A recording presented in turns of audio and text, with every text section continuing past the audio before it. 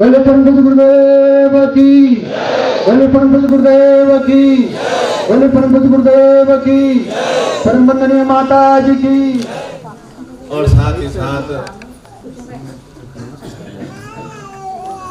शक्ति स्वरूपा विंध्यवासिनी का यह क्षेत्र निश्चित रूप से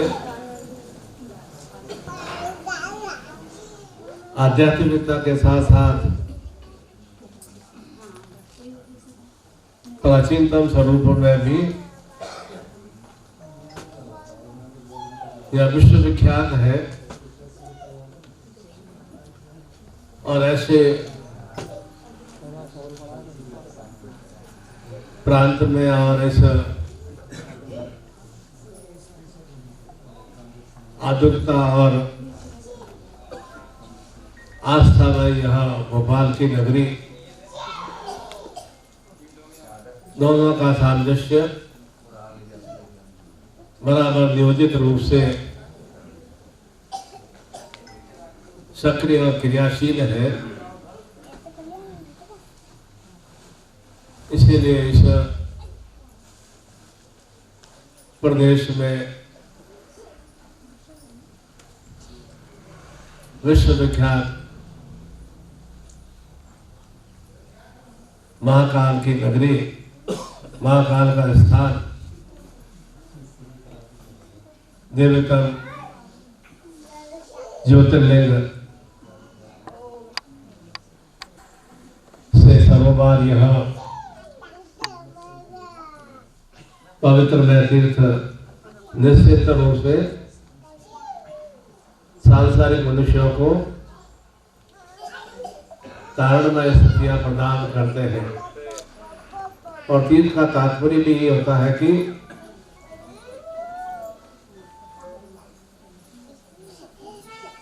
संसार में आकर किस तरह से अपने आप को परिपूर्ण किया जाए और उस परिपूर्णता की प्राप्ति के लिए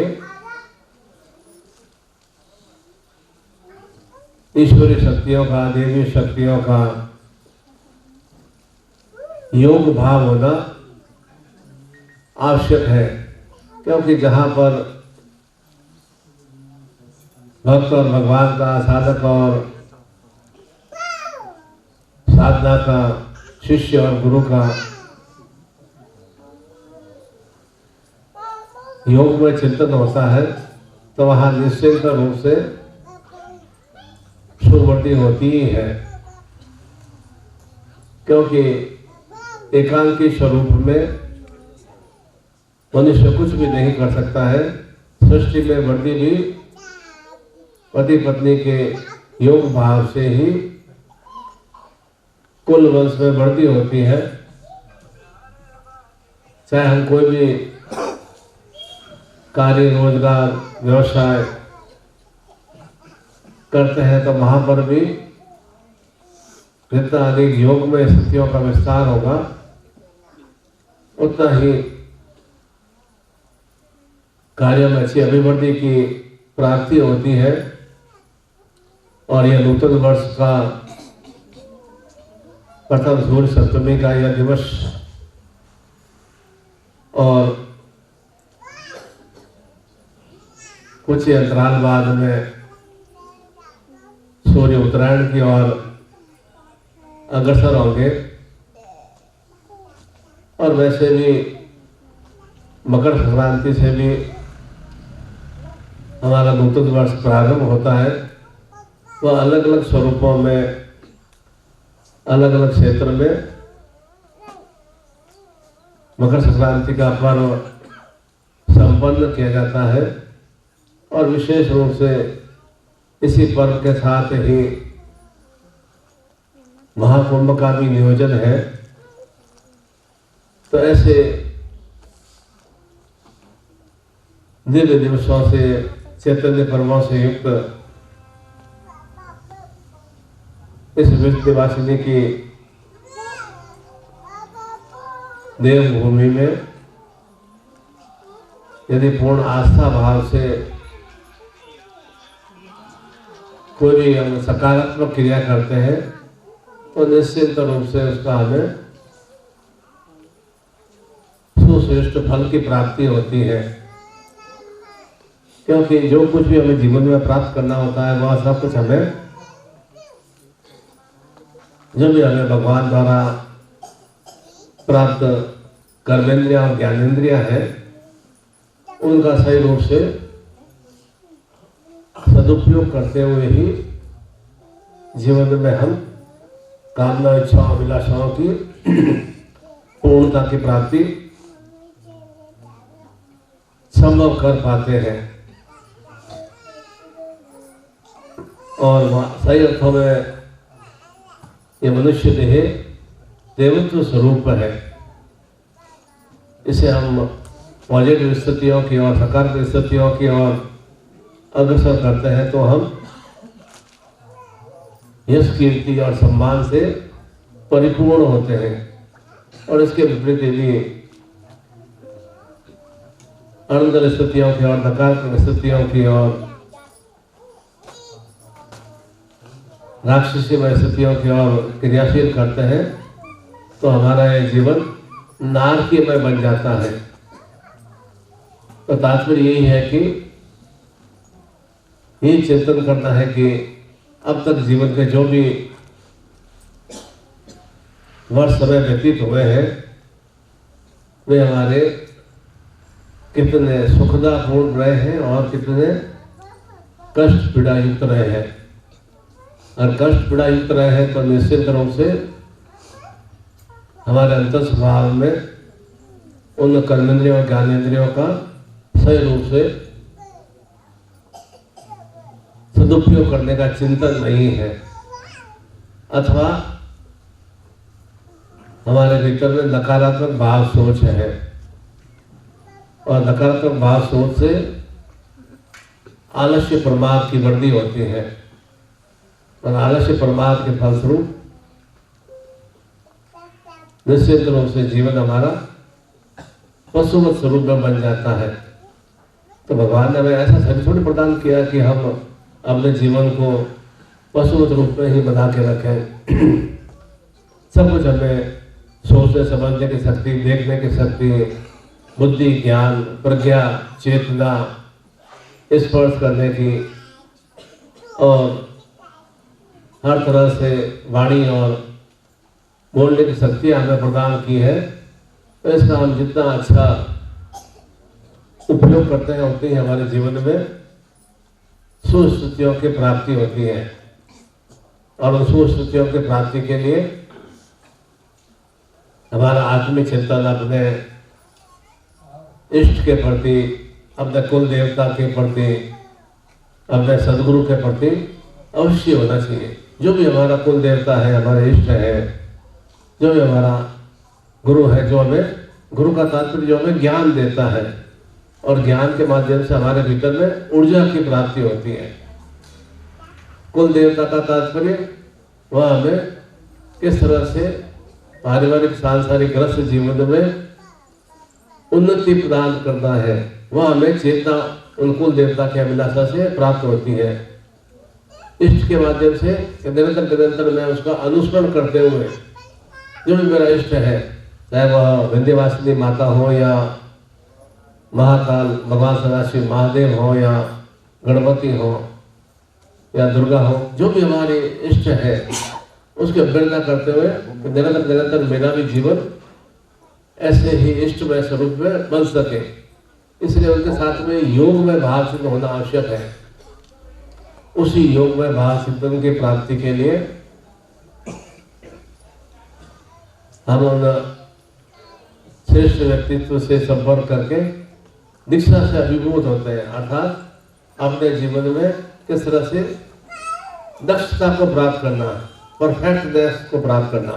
दीक्षा का सीधा सीधा सरल भाव यही है कि मैं उस क्रिया में, उस कार्य में परफेक्ट हो सकूं, निपुण हो सकूं, दक्ष हो सकूं, वह एक चिंतन भाव होता है। इसलिए समय समय पर हम गुरु दीक्षा या अन्य कोई शक्तिपात की दीक्षा आत्मसात करते हैं। अर्थात हमारे अंतस्भाव में शक्ति का प्रवाह हो, ऊर्जा का प्रवाह हो। उस ऊर्जा के माध्यम से जो भी हमारी विषमता है, मलिनता है, उन्हें हम भस्म कर सकें। और शक्तिभाव का तात्पर्य यही है, जो भी न्यूनता है उसे हम भस्म कर सकें। शक्ति ऊर्जा आएगी तभी तो हमारे भीतर में कुछ कर्म करने का भाव सिद्ध आएगा, और शुभ कर्म करेंगे तो हमें शुभ फल की प्राप्ति होगी। तो वह हमें गुरु वैसे ही चेतना प्रदान करता है, शक्तिभाव दीक्षा के माध्यम से, गुरु दीक्षा के माध्यम से। अर्थात गुरु में किस तरह से अपने आप को नियोजित, किस तरह से अपने आप को निरंतर इष्ट के प्रति, अपने कुल देवता के प्रति एक प्रेम स्नेह का भाव रखते हुए, जहाँ प्रेम और स्नेह होगा वहीं आस्था का विस्तार होता है, और जहाँ प्रेम स्नेह नहीं होता है वहाँ अनास्था का अर्थात नकारात्मक स्थितियों का विस्तार होता है। इसलिए अगर हम नास्तिक में बनते हैं तो इसका तात्पर्य है कि हमारा ईश्वर में, देवी देवताओं में, भगवान में, अपने इष्ट में, अपने कुल देवता में, अपने गुरु में कोई विश्वास नहीं है। जब इन पर भी हमें विश्वास नहीं है तो स्वतः अपने पर भी विश्वास नहीं रहता। और यदि इसके प्रति हमारा इसके प्रति विश्वास है तो निश्चित रूप से हमारे कार्य मनोरथ अवश्य ही संपन्न होते ही है। उसी के लिए हम विशेष रूप से जो भी आपकी कामना इच्छा है, और उन कामना इच्छा की या सूर्य सप्तमी का दिवस है, रविवार का दिवस है, और पौष शुक्ल पक्ष क्रियाशील है, और कुछ दिनों बाद में यह पौष पूर्णिमा के साथ ही मकर संक्रांति का पर्व भी हम संपन्न करेंगे।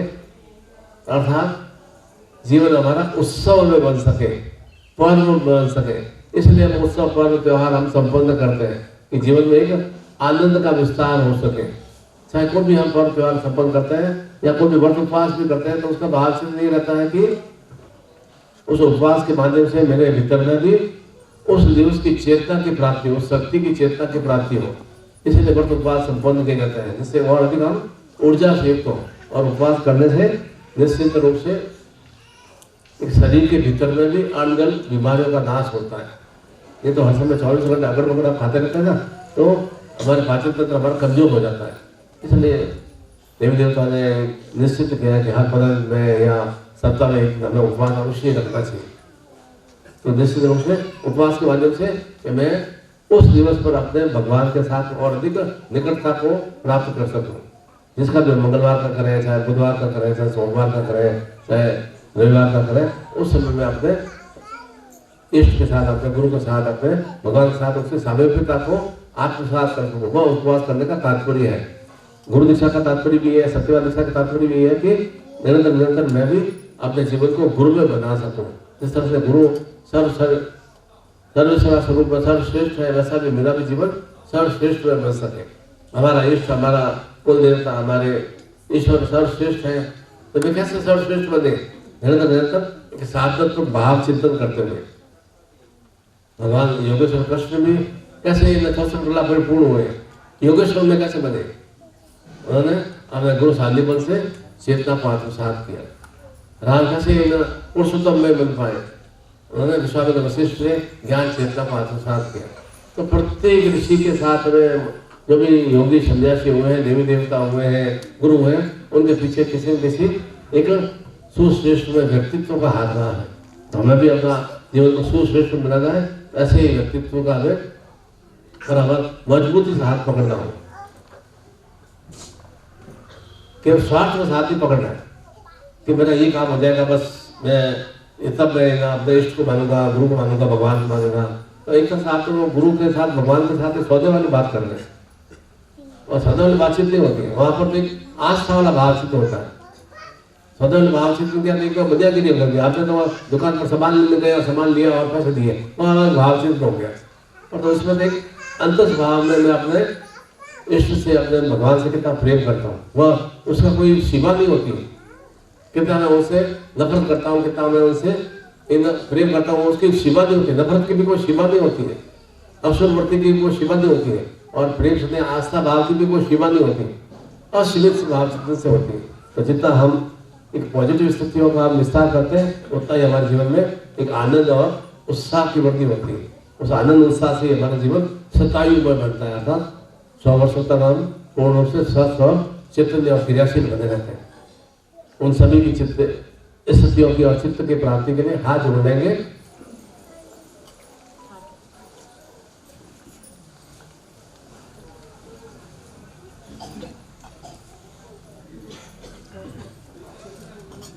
हमारे सीधे रखेंगे एकदम। ओम की ध्वनि करेंगे, हरि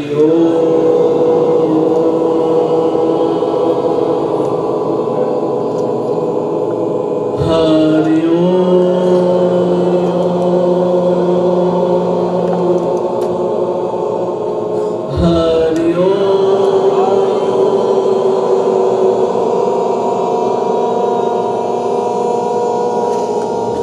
अब किसको प्रणाम करना है?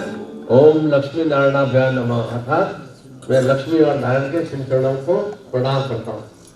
सर्वप्रथम यही प्रार्थना की जाती है कि मेरे जीवन में निरंतर सुलक्ष्मियों की प्राप्ति हो और वह नारायण स्वरूप में गुरु में चेतना से प्राप्त हो।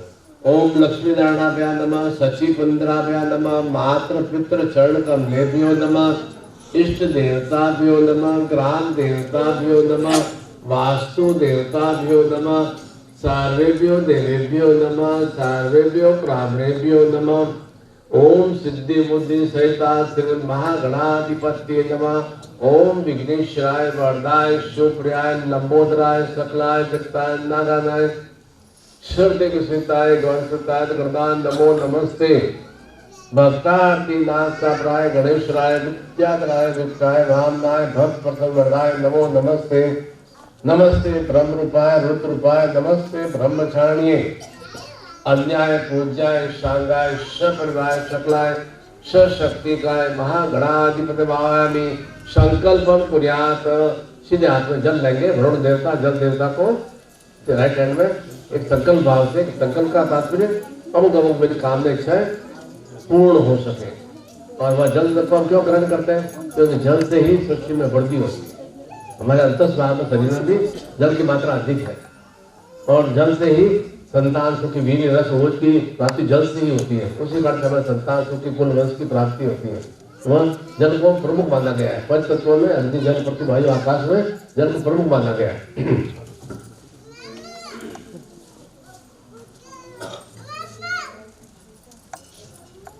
एकदम हाथ सीधा रखेंगे।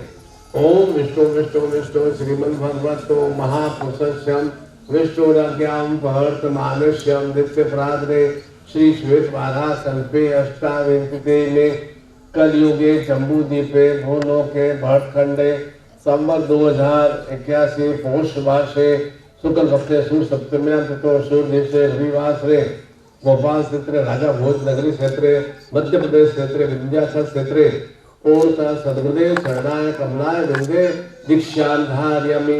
अपने माता पिता का नाम बोलिए, पति पत्नी का नाम बोलिए, अपने संतान का नाम बोलिए। पूर्ण आरोग्यता प्राभ्यर्थम अखंड सावित्री स्वाद सौभाग्यवती चैतन्यता प्राभ्यर्थम पुत्र पौत्र कुल वंश वर्दी शक्ति चैतन्यता प्राभ्यर्थम पूर्णतः ग्रस्त सौभाग्यवती चैतन्यता प्राभ्यर्थम संतान बाल गोपाल कृष्णत्व शक्ति वर्दी चैतन्यता प्राभ्यर्थम कार्य व्यापार रोजगार कृषि धन लक्ष्मी वर्दी चैतन्यता प्राभ्यर्थम पुत्र पौत्र सुखदा प्राप्ति वर्दी चैतन्यता प्राभ्यर्थम महाकाल महामृत्युंजय उच्चता प्राप्ति वर्दी चैतन्यता प्राभ्यर्थम गुरु आज्ञा गुरु चिंतन प्राभ्यर्थम संपर्क दे ही। अब बोलिए तम चित्ते मन चित्ते त्वं प्राण मम प्राण त्वं चिंतय मन चिंतय त्वं आज्ञा सजीवन परिपाल। जो मन में इच्छा कामना धारणा हो उन्हें धारण करते हुए घर को छोड़ दीजिए। आपको हिजूम दिया होगा, धागा दिया होगा आपको, उसको हाथ पकड़े खोल दो और दोनों अंगूठों में डाल दो और लास्ट चौगुले में डाल दो। ऐसे हाथ ऊंचे कर दो, ऐसे नहीं हो तो हाथ ऊंचे कर दो। ओम नित्यो पवित्रम परम पवित्रम प्रजापति सहजम प्रसाद ऐश्वर्यम परति मुंजम शुभ्रम नित्यो पवित्रम बल मस्त विज्ञम। ओम शांति रस्तोम पुष्टि रस्तोम तुष्टि रस्तोम वर्धि रस्तोम अविघ्नमस्तो ऐश्वर्यमस्तो आरोग्यमस्तो शिवमस्तो शिव कर्मास्तो कर्म शब्द ओम भगवती का तीन प्रकार, भगवती महेश्वर प्रधान, भगवती अदिति कर प्रधान, भगवती वर्दी कर प्रधान, भगवती पुष्टि कर प्रधान। ओम सूर्य ज्योतिधारी, ओम चंद्र ज्योतिधारी, ओम भौम ज्योतिधारी, ओम बुद्ध ज्योतिधारी, ओम गुरु बृहस्पति ज्योतिधारी, ओम शुक्र ज्योतिधारी, ओम शनिश्चर ज्योतिधारी, छागर राहु केतु पूर्णतः यज्ञ पवित्रम यज्ञ पुरुषम ज्योतिर्धारयामि। એટલે માનકતા ધારણ કરતો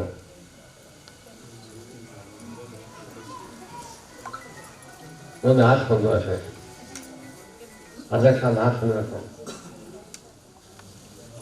ओम सुमुक्षते नंतरस्य कपिलो गणक लंबोदरस्य मिष्टो विगन्नाथो विधायकम धूम्रकेतु गणाध्यक्षो बालचंद्रो गजानम द्वादश नामानि पठे थोड़ादपि विद्यारंभे प्रवेशे निर्गमे तथा संग्रामे संकटे चे विघ्नतस्य न जायते शुक्लांबरं पुष्टं सुरासुरे सर्वविघ्न हरतस्मै गणाधिपत्ये नमः। सर्व मंगल मांगल्ये शिवे सर्वार्थ साधिके शरणे त्र्यंबके गौरी नारायणे नमोस्तुते। सर्वदां सर्वकार्येषु नास्ति तेषां मंगलम्। येषां हृदयस्थो भगवान् मंगलाय तन्नमः हरि। तदे लग्नस्य ताराबलं चंद्रबलं विद्याबलं देवबलं लक्ष्मीश्रामं लाभस्तेषां जयस्तेषां कृतस्तेषां पराजयम्। येषां निर्दिवर्षां मोहितमोहेश्वर मूर्तिधुरादितिर्मतिम् अनन्या शिवाजना परिपास्ते तेषां नित्यानां भक्तानां यक्षोभाम्यम् स्मरते सकल कल्याणं बालं यत्र जायते पुरुषोत्तमं च नित्यं जने हरि सर्वेषां कार्येषु त्रस्त्री उदेश्रां देवामधि संतुलन सिद्धिं वक्रतुंड महाकाय कोटि सूर्य निर्विघ्नं कुरुते सकल सर्वदां। ओम गणात्वां गणपति को हवामहे गणपति को हवामहे निधिर्पति को हवामहे वैश्यमं आहं जानी गर्धं मां त्वं जासि गर्धम्। ओम अम्बे अम्बिके अम्बालिके न मान्ति कसंसु भद्रिकां काम्पल्यवासं सुशान्तिर्भवतु। ध्याय नित्यं महेशं चारुचन्द्ररत्ना कल्पो ज्वालांगम विश्ववंद्य निखिल भैरव पंचवर्त नेत्रम जागरण। ओम नमो संवाय च शंकराय च महेश्वराय च शिवाय च सिद्धराय च। पूर्णतम गुरु प्रार्थना कुर्यात। आत्मीय भाव से गुरु प्रार्थना करेंगे। गुरुर् ब्रह्मा गुरुर्विष्णु गुरुर्देवो महेश्वरः गुरु साक्षात् परं ब्रह्म तस्मै श्री गुरुवे नमः। ध्यान मूलम गुरुमूर्ति पूजा मूलम गुरुपदम मंत्र मूलम गुरुवाक्यम मोक्ष मूलम गुरुकृपा। गुरुकृपा ही केवलम गुरुकृपा ही केवलम गुरुकृपा ही केवलम। तमेव माता सविता त्वमेव त्वमेव बन्धु च सखा त्वमेव त्वमेव विद्या द्रविणं त्वमेव त्वमेव सर्वं मम देव देव। ओम परम तत्वाय नारायणाय गुरुभ्यो नमः। ओम परम तत्वाय नारायणाय गुरुभ्यो नमः।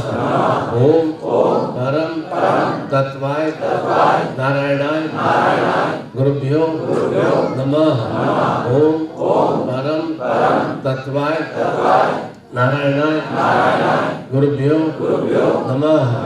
ओम परम तत्वाय नारायणाय गुरुभ्यो नमः। ओम ह्रीं मम प्राण देह रोम प्रतिरोम चैतन्य जागृय ह्रीं ओम नमः। ओम ह्रीं मम प्राण देह रोम प्रतिलोम चैतन्य जागृय ह्रीं ओम नमः ओम भूर्भुवः स्वः तत्सवितुर्वरेण्यं भर्गो देवस्य धीमहि धियो यो नः प्रचोदयात्। ओम क्रीं क्लीं विद्यावासिनी काल भैरवाय नमः। ओम क्रीं क्लीं विद्यावासिनी काल भैरवाय नमः। ओम क्रीं क्लीं विद्यावासिनी काल भैरवाय नमः। ओम क्रीं क्लीं विद्यावासिनी काल भैरवाय नमः। हाथों का आगे चक्कर में हृदय पे लगा दो, हाथ फ्री कर दो, हृदय साथ हाथ खोल लो।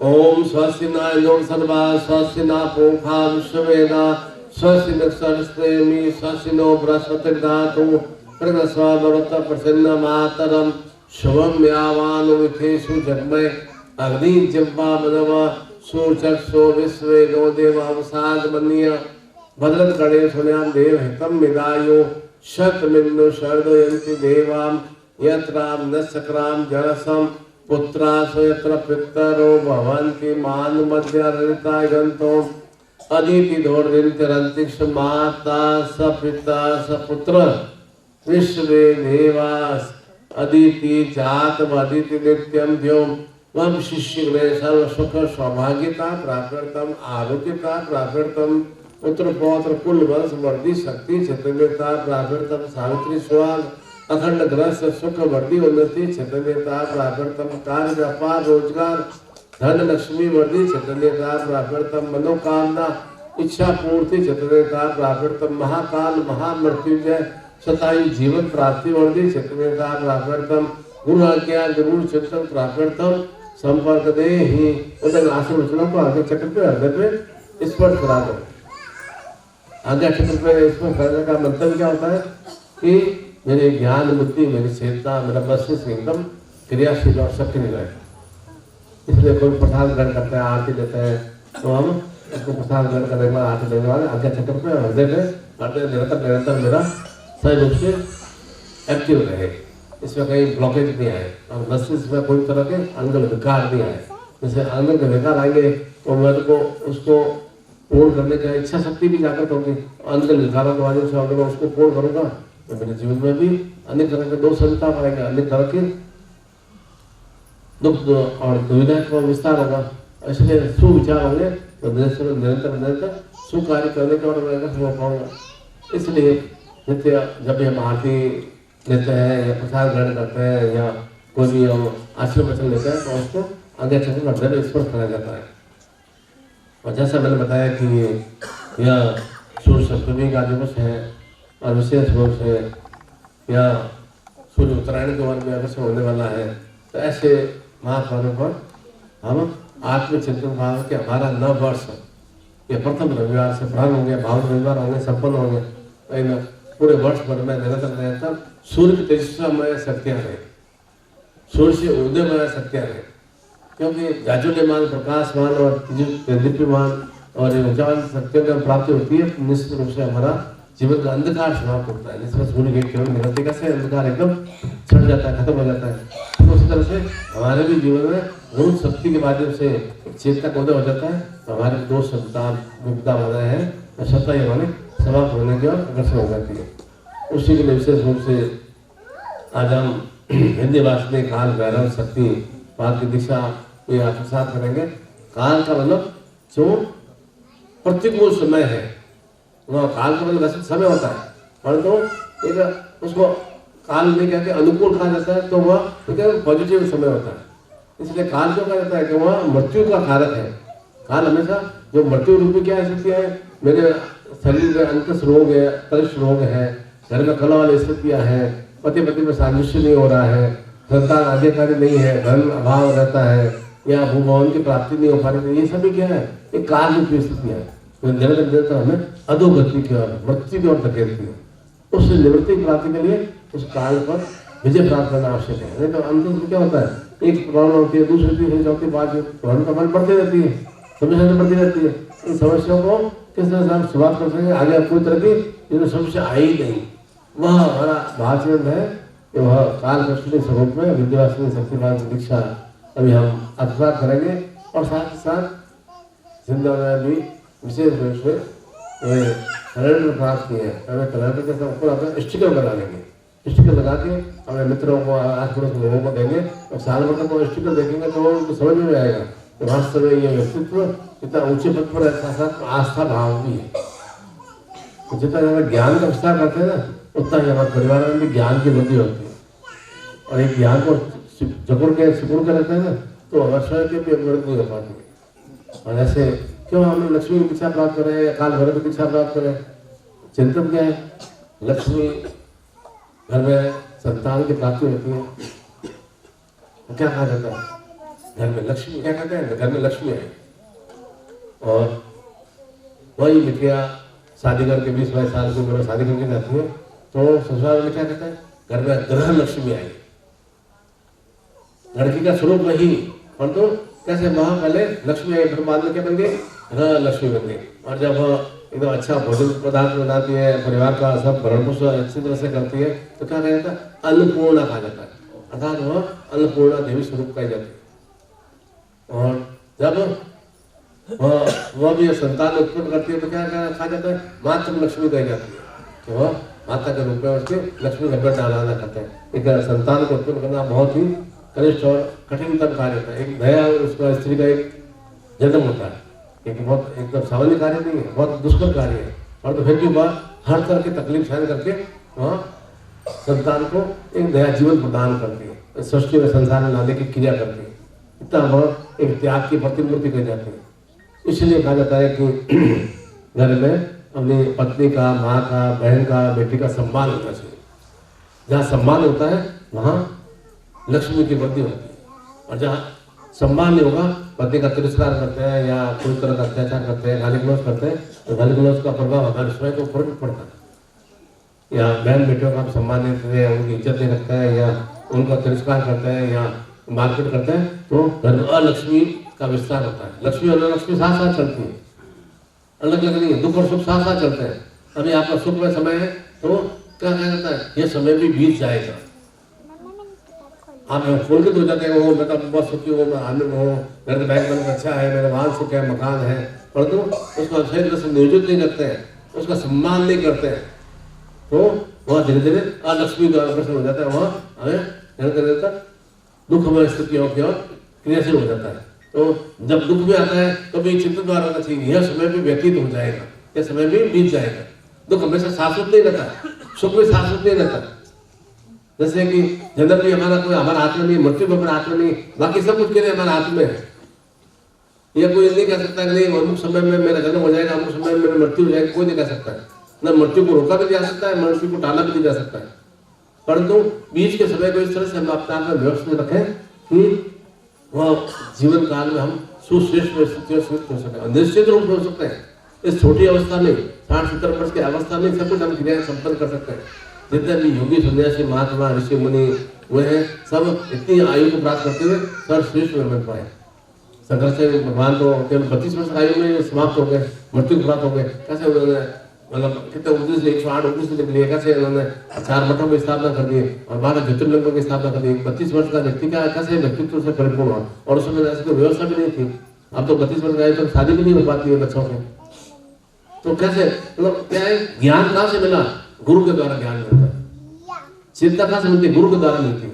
इसलिए धीरे धीरे तक गुरु का शास्त्रीय रूप में अपने वास्तव शास्त्रीय रूप में साथ में रखना आवश्यक होता है। धीरे धीरे तक कोई भी समस्या बाधा है, आप गुरु से प्रार्थना करते हैं, भगवान से प्रार्थना करते हैं, निश्चित रूप से आपको मार्ग मिल जाता है। जितने भी देखो पवित्र नदियां है, गंगा, यमुना, सरस्वती, कावेरी, अलकनंदा, ये सभी स्त्री स्वरूप है, लक्ष्मी स्वरूप है। ये क्या करती है? पूरे सृष्टि में, पूरे हिंदुस्तान में एक कृषि उत्पादन में वृद्धि में सहयोग करती है। एक जल तत्व का वृद्धि का विस्तार करती है। उन नदियों में भी हम पवित्र रूप में पूजा अर्चना करते हैं। किसी ने पूजा अर्चना की जाती है? जल देवता के भरपूर बराबर कृपा बने हैं। इसलिए सूर्य को प्रातः बेला सूर्य को अर्घ्य क्यों प्रदान किया जाता है? उस अर्घ्य के माध्यम से खुदा हमें वह सूर्य की ज्योतिर्मय स्थितियों की प्राप्ति हो। प्रातः बेला उठने से, अर्घ्य प्रदान करने से निश्चित रूप से एक आंखों का चाक्षुष की ज्योति का प्रभाव तेजस्वी होता है और दिमाग के अंदर भी अंदर विचार भस्म होते हैं। छोटी छोटी क्रिया करने से, दीपक भी प्रज्वलित करने से क्या होता है? वो अंधकार में समाप्त होता है। इसलिए कौन कहा जाता है कि सांध्य बेला में एक पूजा स्थान में, एक जहाँ अन्नपूर्णा का रसोई का स्थान वहाँ पर, एक अपना तुलसी के पास में, एक घर की चौखट पर अवश्य ही दीपक प्रज्वलित करना चाहिए, जिससे कि लक्ष्मी का आगमन हो सके। जहाँ अंधकार में रहेगा वहाँ लक्ष्मी नहीं आती है, वहाँ असुर वृत्तियाँ आती है, राक्षसी वृत्तियाँ आती है। इसलिए आप जाते हो घर में तो क्यों आप व्यतीत परेशान से हो जाते हो? जब मैं घर में आता हूँ मन एकदम विचलित सा हो जाता है, ऐसा लगता है कि मैं कहीं बंधा हुआ आ गया हूँ। और बाहर रहते हैं कैसे फ्री रहते हैं, एकदम मुक्त से रहते हैं, आनंद से रहते हैं। और जो अपने घर में आते हो अर्थात वहाँ पर क्या है? कुछ ना कुछ असुर वृत्तियों की क्रियाएं हो रही है, ये दिखाई नहीं देती है, असुर वृत्तियाँ क्रियाएं दिखाई नहीं देती है, पर वास्तव में जो हमारे शरीर को बराबर बंधा हुआ रखती है, वो हमें जो हम अपना खुद का विस्तार करना चाहते हैं विस्तार नहीं कर पाते हैं। उसका भी समय समय पर निदान होना आवश्यक है। निरंतर निरंतर एक छोटा सा लघु जीवन है, उस लघु जीवन में भी हम इसी तरह से अंतर क्रियाओं से झगड़े में रहेंगे, हम अपना मित्र का विस्तार कैसे करेंगे? तो जीवन में झगड़ा हुआ तो हमारे पशुपत समान स्वरूप में, बंधन स्वरूप में। मनुष्य का जन्म क्या बोला है? अपने आप को बंधन मुक्त करना। गुरु क्या ज्ञान प्रदान करता है कि अपने आप को किस तरह से बंधनों से आप फ्री हो सके, हम और बंधनों में बंधे हुए रखें। हम लोग चिंतित क्या करते हैं? ओहो मेरे बिना तो परिवार चल नहीं सकता, मैं हूँ तो परिवार चला रहा हूँ। शमशान घाट में रहते हो ऐसे हजारों मनुष्यों की रात बिकती पड़ी जो ये अहम कर रहे थे कि मेरे बिना सृष्टि नहीं चलती, मेरे बिना परिवार नहीं चलता। परिवार वैसे गतिशील हो रहा है, क्यों? कोई परिवार कहीं रुका है? किसी के पति की जाने के बाद पति की कोई ऐसा अंदर कर्म करने से क्रियाशील हुई नहीं हुई, बराबर उसके संतान में ज्ञान बुद्धि से परिपक्व हुए, क्योंकि उनके साथ में उनकी इष्ट की शक्ति है, उनके गुरु की शक्ति है, उनकी कुल देवता की शक्ति है, और शक्ति का निरंतर निरंतर अर्जन करते रहते हैं। उसके बाद से उनके जीवन में सुवृद्धि की प्राप्ति होती है। इसलिए निरंतर निरंतर क्यों कहा जाता है, बार बार मैं कहता हूँ कि स्त्रियों का सम्मान करना चाहिए, बहन बेटे का सम्मान करना चाहिए। आप नवरात्रि 9 दिन का वर्तमान करते बहुत अच्छी बात है, और अन्नपूर्णा के लिए 9 दिन आप नवकन्या को भोजन भी कराते हैं, बहुत ही सुंदर और श्रेष्ठ बात है। और साथ साथ उनका सम्मान भी होना चाहिए। एकदम तो हम पत्नी का बेटी का असम्मान करें, तिरस्कार करें तो नहीं, तुम तो बस दूसरे घर की है और मेरा बेटा कुल वंश का एक दीपक है। और वहाँ जहाँ भेद होता है ना, वहाँ पर निरंतर रूप से जीवन में भी परिवार में भेद में स्थितियों की वृद्धि हो जाती है। इसलिए तो हमें एक चिंतित करना चाहिए कि हमें लड़की प्राप्त हुई है, लड़का प्राप्त हुआ है तो हमारे गॉड गिफ्ट है। मेरे हाथ में थोड़ी था ये कोई कि आदमी का हाथ में थोड़ी था कि मैं लड़की प्राप्त हो लड़का ही प्राप्त हो। ये तो ईश्वर की कृपा से मुझे संतान की प्राप्ति हुई है। ऐसे हजारों स्त्रियां बहन बेटियां बैठी है, इनको संतान की प्राप्ति भी नहीं होती है। वे क्या ऐसा करती है एक कोई भी संतान की प्राप्ति हो जाए, जैसे कि मैं बांझ वाला बोझ मेरे ऊपर या कलंक मेरे ऊपर नहीं रहे। एक पुरुष को भी यह लगता है कि मैं निरंतर में एक पौरुष में स्थितियों से युक्त हो सकूं, और उसको कलंक नहीं रहेगा, तुम एकदम उसके संतान उत्पन्न करने के योग्य नहीं। वह तो एक चिंतन करते हैं। इसलिए लड़की प्राप्त हुई है, लड़का प्राप्त हुआ, हमारे लिए एक बहुत ही वरदान स्वरूप है, देवी के स्वरूप में प्राप्त हुआ है, देवता के स्वरूप प्राप्त हुआ है। करना हमें स्वयं कोई है। कोई लड़का हमारे लिए कोई बहुत बड़ा कुल दीपक बन जाएगा और लड़की हमारे कोई कलंक नहीं बन जाएगी। हमारा अपने जीवन को कुल दीपक में बनाना स्वयं क्रिया करनी होगी। जीवन को कलंकित करना है, हम स्वयं क्रिया करेंगे। कलंकित करना है तो और कोई नहीं करता कलंकित। अंधकार क्रिया को करने से हमारा जीवन एकदम अंधकार में सा हो जाता है, कलंकित सा हो जाता है। थोड़ी सी गलती करने से जीवन में बहुत बड़ा दुखद वाले सत्य बन जाती है। इसलिए निरंतर निरंतर एक सुचेतना बराबर क्रियाशील होने आवश्यक है। किस तरह से एक आरोग्य लक्ष्मी की वृद्धि हो। आरोग्य लक्ष्मी मतलब कैसे मेरा खान पान का आचरण है, मेरा जैसे आचार होगा, जैसे रहते कैसे मेरे एक क्रिया कैसे होगी, उस तरह से मेरे विचार बनेंगे। विचार बनेंगे उस तरह से मैं उस कार्य में संपादित हो पाऊंगा। मेरा आचार भी अच्छे नहीं है, आचार मेरी क्रिया अच्छी नहीं है, विचार अच्छे आएंगे नहीं, विचार अंदर आएंगे तो निश्चित रूप से बुद्धि मेरा उसको बर्बाद करेगी, और अंदर विचार के माध्यम से मेरे कर्म में अंदर हो जाएंगे। उसका परिणाम मुझे ही भोगना पड़ेगा, और किसी को नहीं भोगना पड़ता है। स्वयं के कांटे स्वयं को निकालने पड़ेंगे, स्वयं का सुख को स्वयं भोगना है, स्वयं के दुख को स्वयं निकालने की क्रिया करना है। वह शक्ति किससे प्राप्त करना है? अपने इष्ट से, अपने गुरु से, अपने कुल देवता से। उसका चिंतन भाव रहना चाहिए। जितना आस्था भाव बढ़ता है उतना ही जीवन में आशाओं की पूर्णता की प्राप्ति होती है, और जितना नास्तिक भाव की वृद्धि होती है उतना जीवन नाश में से ग्रसित होता है। इसलिए निरंतर निरंतर ऐसे ही भाव चिंतन की प्राप्ति के लिए सूर्य सप्तमी पर्व पर कि मैं भी जीवन में सब सुखों से युक्त हो सकूं, ये सूर्य सप्तमी का भाव चिंतन है। सब सुख में चिंतन होना चाहिए। सूर्य जैसे प्रकाश में होता है, कैसे एकदम अंधकार को खत्म कर देता है, ठीक उसी तरह से हमारे जीवन में तेजस्वी में सूर्य सप्तमी का भाव चिंतन होगा तो हमारे जीवन में जो अंधकार में स्थितियां हैं, चाहे वह रोग के रूप में हो, पीड़ा के रूप में हो, धनाभाव के रूप में, कार्य हमारा नहीं चल रहा है, घर में कलह वाली स्थितियां हो रही है, घर में मौतरा से दुख वाली स्थितियां हो रही है, बीमारियां हो रही है, ये सब कुछ हम साधना पूजा के माध्यम से, शक्तियों के माध्यम से हम उनसे समाप्त कर सकते हैं, सुख में स्थिति युक्त हो सकते हैं। केवल होने से दुख समाप्ति होता है।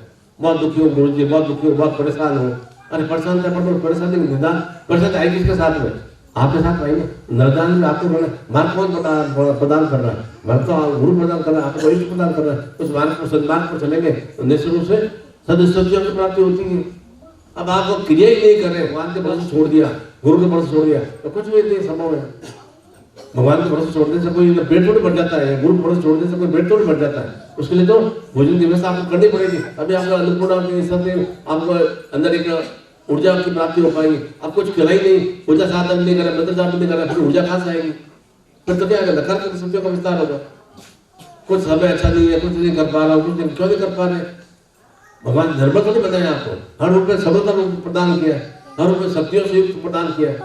निश्चित रूप से जब सबलता है, शक्तियां हैं, तो उनको शक्तियों का सही रूप से सदुपयोग करते हैं तो निश्चित रूप से हम फर्श से अर्श की ओर हम अग्रसर हो सकते हैं। नहीं तो हम अधोगति में और अधिक नीचे गिरने की ओर क्रियाशील भी रहते हैं। इसलिए निरंतर जो अधोगति में सत्यों को सवार करना है, तो विशेष रूप से आज का विशेष सूर्य सप्तमी का पर्व और सूर्य वार का दिवस भी है, रविवार का दिवस भी है, सूर्य तेजस्वी का दिवस भी है, पौष शुक्ल पक्ष की सप्तमी का पर्व भी है और सूर्य उत्तरायण के वर्ष में अग्रसर होने वाला है। ऐसे पर्व पर वह जो भी मेरे काल रूपी स्थितियां हैं उसके माध्यम से मेरे अंदर भैरव रूपी शक्ति का प्राप्ति होता है, जिससे मैं काल रूपी स्थितियों पर विजय प्राप्त कर सकूं, अर्थात मृत्युंजय युक्त बन सकूं। जो मेरे दुख कष्ट पीड़ा रोग है वे काल रूपी स्थितियों के माध्यम से, भैरव की शक्ति के माध्यम से, विद्यावासिनी की चेतना के माध्यम से मुझे मैं भस्म कर सकूं। वह एक चिंतन भाव होना चाहिए। वो शक्ति का प्रभाव आप प्राप्त करेंगे तो एक आपके भीतर में एक ऊर्जा की प्राप्ति होगी ना। आप भोजन ग्रहण करते हैं, कैसे आप शरीर आपको एकदम चेहरे प्रसन्नता आ जाती है। भोजन 2 दिन तक नहीं मिलता तो कैसे शरीर एकदम चेहरा कुमड़ा सा जाता है, मुरझा सा जाता है, रुग्णता आ जाती है, और शरीर में कमजोर सी महसूस हो जाती है। ठीक उस तरह से शक्तिपात की प्रभाव आप चिंतन भाव करते हैं, एक नवीन ऊर्जा की प्राप्ति होती है। एक चिंतन करें कि नूतन वर्ष में मुझे क्या क्या मेरी अभिलाषाएं, कामना, इच्छाएं हैं, उन कामना इच्छा में मेरे क्या दुख और कष्ट पीड़ा अवरुद्ध बाधा आ रही है, उन अवरुद्ध बाधाओं को मुझे किस तरह से समाप्त करना है। रोजा रोजे से समाप्त नहीं होगी। कष्ट पीड़ा है, बहुत बुरी 4 साल से बहुत कष्ट पीड़ा भोग रहा हूँ, बहुत कर्जे की स्थितियां हैं, कुछ सकारात्मक स्थितियां करेंगे तो धीरे धीरे कर्जा भी समाप्त होगा। सकारात्मक स्थितियां करेंगे रोग की भी समाप्ति होगी। नहीं तो क्या होगा, एक रोग आता है, आप खुद देखो ना, एक रोग आता है तो दूसरे रोग को स्वतः उत्पन्न हो जाता है ना। तो हम रोगों की वृद्धि करने का संस्कार नहीं है, हम उन जीवन को आरोग्य में और अपने आप को सतायु में से युक्त करने के लिए पहला सुख निरोगी का है। ये हमारा चिंतन भाव होना चाहिए कि मैं हर रूप में पहले स्वस्थ रहूं। पहले धन धन धन धन धन धन लक्ष्मी लक्ष्मी लक्ष्मी करने से स्वस्थ नहीं रह पाएंगे। पहले मेरा सुख सब कुछ मेरे लिए मिथ्या है, मेरा शरीर पहले स्वस्थ रहना चाहिए। मैं बीमार हूँ, भले पत्नी मेरे कितनी भी पास करने बैठ जाएगी, मैं स्वस्थ नहीं हो पाऊंगा। उसके लिए मुझे स्वयं क्रिया करनी पड़ेगी। कितनी पत्नी सेवा कर लेंगे, बच्चे सेवा कर लेंगे, और स्वस्थता प्राप्ति नहीं हो पाएंगे। वे मेरे रोग कष्ट भी ले नहीं पाएंगे। स्वतः ही मुझे आरोग्य शक्ति की प्राप्ति के लिए और शक्ति पाठ का प्रभाव मुझे आत्मसात करना होगा। उन अपने इष्ट की, अपने गुरु की, अपने कुल देवता की चेतना को मुझे आत्मसात करना होगा। उसके बाद में सुयोग्य पति और पत्नी दोनों को स्वरूप होना चाहिए। सुलक्षणा पत्नी नहीं, सुलक्षणों से युक्त पति भी होना चाहिए। उसके बाद में जो उन्हें मिलकर अच्छा जीवन के कार्य को वृद्धि के लिए जो भी कर्म करें उसका हमें लक्ष्मी की प्राप्ति हो। उसके बाद में आयु लक्ष्मी, फिर संतान लक्ष्मी, फिर यश लक्ष्मी, फिर भूभवन लक्ष्मी, ये 7 तरह के सुख है। उन 7 तरह के सुखों की प्राप्ति के लिए विंध्यवासिनी और काल भैरव शक्तिपात की दीक्षा हम आत्मसात करेंगे। और साथ ही साथ में विशेष रूप से जो भी आपकी कामना पूर्ति है, उस कामना पूर्ति के लिए वह चिंतन भाव से, आप योग्य भाव से विशेष रूप से मैं लिख के भी लाया था कि और आपको भी चिंतन भाव में क्या क्या कामना रहती है कि और मगर मानसिक तनाव मेरा समाप्त हो। अगर मानसिक तनाव कहाँ से आता है? कुछ कुछ मैंने किया बराबर होती रहती है। आप नहीं चाहते हो मैं टेंशन में रहूँ, आप नहीं चाहते मैं तनाव में रहूँ। क्यों तनाव में आता है आपको? आप चाहते हैं मैं एकदम मानसिक रूप से शारीरिक रूप से भी स्वस्थ रहूँ, कोई तरह का मेरे जीवन में चिंता नहीं रहे, चिंता नहीं जीवन जाते हैं, पर चिंता बराबर आ जाती है। कहाँ से आते हैं? अन्य लोग क्रिया करते हैं, कुछ शरीर बंधन की क्रिया करते हैं, तंत्र प्रेत की क्रिया करते हैं, प्रसाद रूप की क्रिया करते हैं। आपको मैं क्या पता है, बार बार क्यों कहता हूँ, घर में जाते हैं आपको मन एकदम विचलित सा क्यों भ्रमित सा हो जाता है कि कहाँ पर मैं आ गया हूँ। जबकि आपने पूर्व वर्ष से अपना घर का निर्माण किया और वहाँ पर जाते आप एकदम दुखी और व्यक्ति से बने रहते हैं। तो ऐसे इस तरह की अर्जुन क्रियाओं का तंत्र दोष या प्रसाद दोष अलग रूप में दिखाई देते हैं। इसका इलाज डॉक्टर के पास भी नहीं है। क्यों हम मानसिक पीड़ा से ग्रसित रहते हैं? क्यों चेहरे प्रसन्नता नहीं आ पाती? अंतस्वाद में खुश क्यों नहीं रह पाते?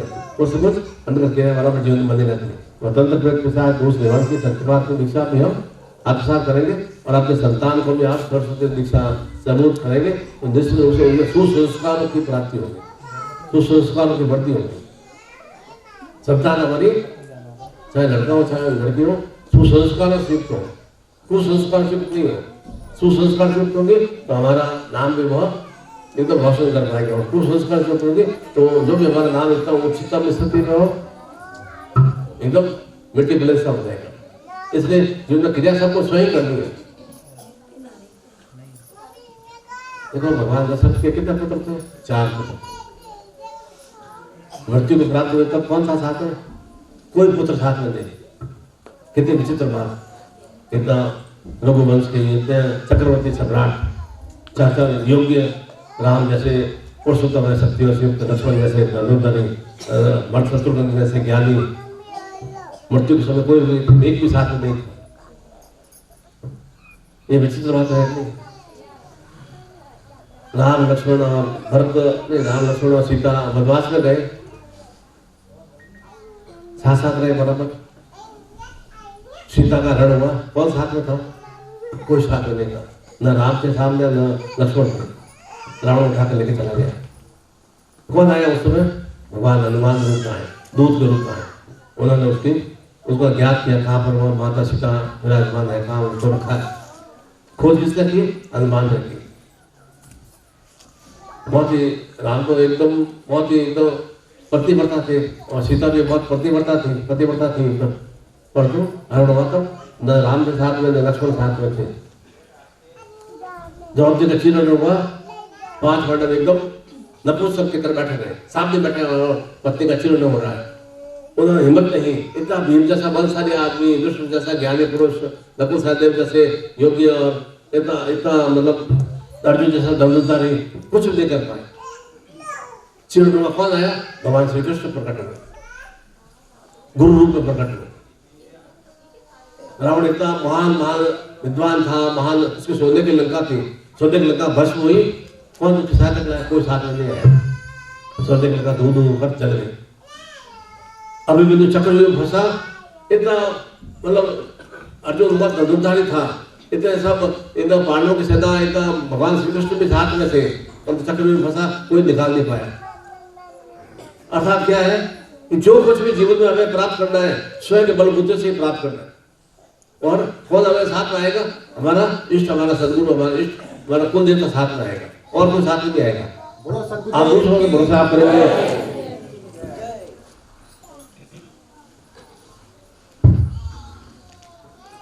कि अमुक मेरी सहायता कर देगा, अमुक व्यक्ति मेरा हेल्प कर देगा, अमुक भरोसे मेरा काम हो जाएगा, अमुक भरोसे मेरा काम, ऐसा संभव नहीं।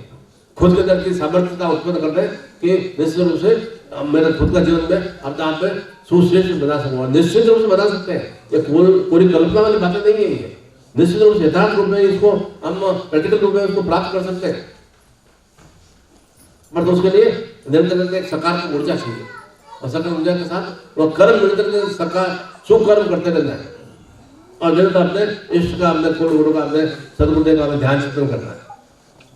उनकी शक्ति के माध्यम से, उनकी ऊर्जा के माध्यम से ही निरंतर।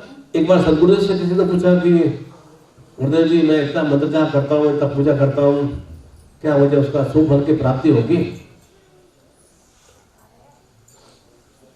तो सदगुरुदेव ने कहा कि खेत के अंदर जब किसान बीज डालता है तो वह यह नहीं देखता कि बीच सीधा जा रहा है कि उल्टा जा रहा है। वहाँ तो एकदम ट्रैक्टर के ऊपर जैसे वो पीछे होता है कीप ट्रैक होता है, उसमें बीच चलते रहते हैं और खड़े होते रहते हैं। बीज उल्टा गिरे चाहे सीधा गिरे, उसका तो समय आने पर उसमें कौपले फूटेगी, उसमें बाद धीरे धीरे एक छोटा पौधे का रूप धीरे धीरे वृक्ष का रूप प्राप्त हो गई। ठीक उसी तरह से मंत्र हम लोग कुछ भी उल्टा करें, ओम नारायण ग्रुप में दम करें, ओम प्रताप ग्रुप में करें, ओम नारायण ग्रुप में दम करें, ओम नारायण ओम क्लीन करें, मंत्र का प्रभाव निश्चित रूप से प्राप्त होता ही होता है। ऐसा नहीं है कि इसमें प्रभाव नहीं होता। बोले परम गुरुदेव की, बोले परम गुरुदेव